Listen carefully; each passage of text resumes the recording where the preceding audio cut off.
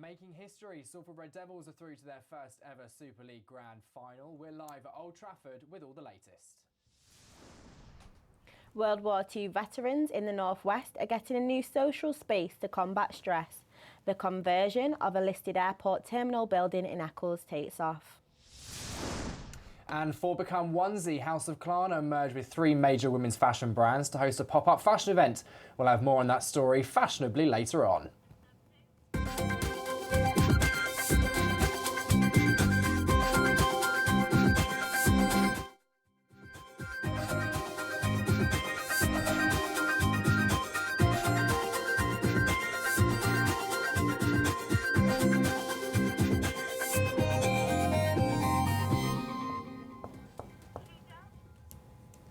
Hello, very good afternoon. Now, and just in case you missed it, we start with the news that Salford Red Devils have made their way to the grand final of the largest rugby tournament in Europe. Salford reached the Super League grand final after a 28-4 win over Wigan. Today the team has been facing the media ahead of Saturday's grand final at Old Trafford. And that's where we can join George Whitehouse. George, an historic win. Hello, yes, what an achievement from Salford to reach the final this weekend. With over 6,000 tickets already sold here, there's a real buzz around the stadium. But who can blame them after an excellent performance against holders Wigan Warriors on Friday? And it's not been too quiet an evening, has it, for the Salford Red Devils? Because one of their main men won an award as well, didn't they? Yes, they did. Joe Jackson Hastings won Man of Yourself moments, and it's a moment in my career and life that I'll never forget. Obviously, winning the most prestigious award you can last night, having my family there with me. It's been an amazing few days, but hopefully we can cap it off with a win here on Saturday night. And George, it's quite a momentous moment, isn't it? I mean, considering, just explain to me the scale of this tournament. It's the Super League Grand Final, isn't it? Which is quite a big deal. Yeah, huge deal for Salford Red Devils. First time in the history that they've made the Grand Final. Obviously, at a stadium like this, Old Trafford, it must be a really big event for, well, Super League in general. We actually spoke to Coach Ian Watson, who expressed that he hopes that more fans will actually stick to the sport after the event being held here. And what? At the end of the day, Joe, first time in the history, it must be a huge deal for the Red Devils. Jackson Hastings, like we said, won the Man of Steel award, and he won that award because of his contribution to the Salford team. So yeah, huge deal for the boys, and we're looking forward to Saturday night, where it's been a bit dull at this stadium, but we're hoping that the Super League will help light it up. Now, the awards ceremony was last night, it was a couple of nights ago. Just tell us about the awards, what went on and what happened. Yeah, but like I said, Man of Steel award. So yeah, a really good night for Salford and the players. Yeah, it was just a great evening for the team.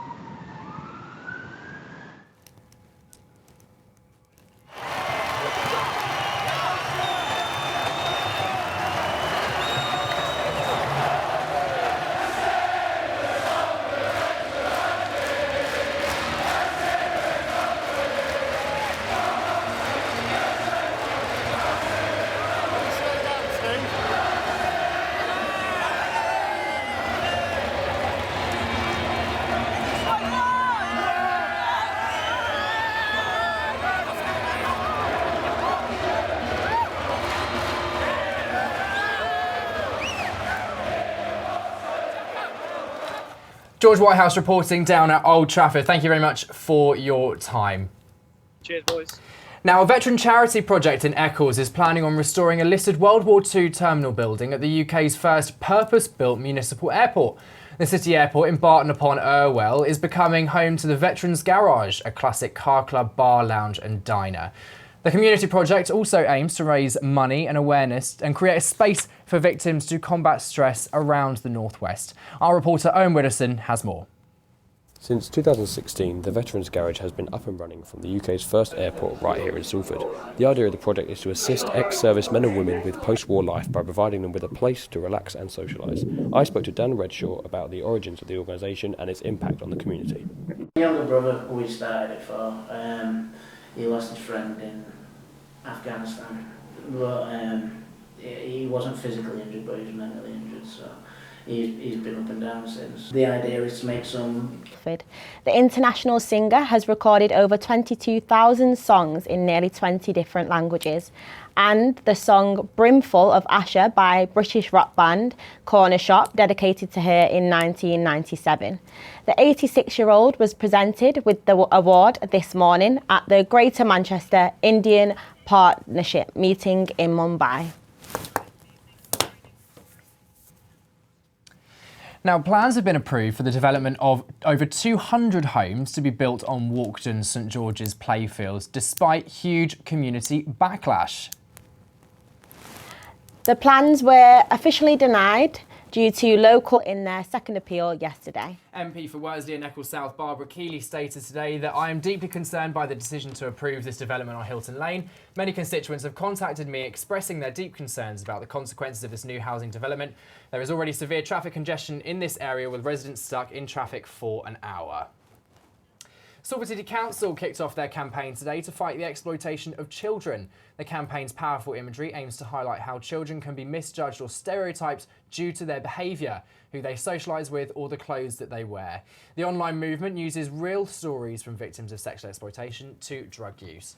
Deputy Mayor of Greater Manchester Bev Hughes said, no matter what image a young person portrays, the outside world, they are still a child that's important.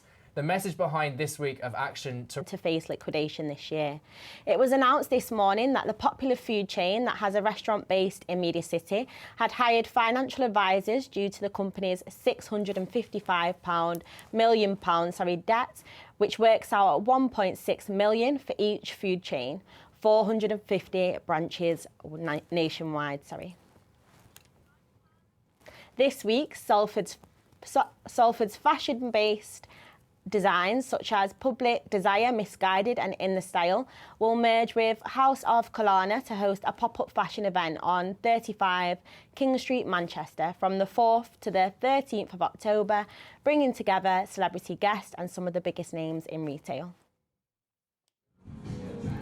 Salford fashion brands Misguided, In the Style and Public Desire join the House of Killarney pop-up event in Manchester from the 4th to the 13th of October, full of Instagrammable moments such as multi-sensory changing rooms and... Please. It's National Child Health Day, and a study has found that Salford is one of the most inactive cities in England. Salford's obesity strategy found in 2006 that nearly a third of children in Salford were classed as overweight or obese. Now, Salford's health profile have declared that the number to have exceeded a third. It is thought that the lack of exercise is one of the main causes, with people being 20% less active now compared to 50 years ago.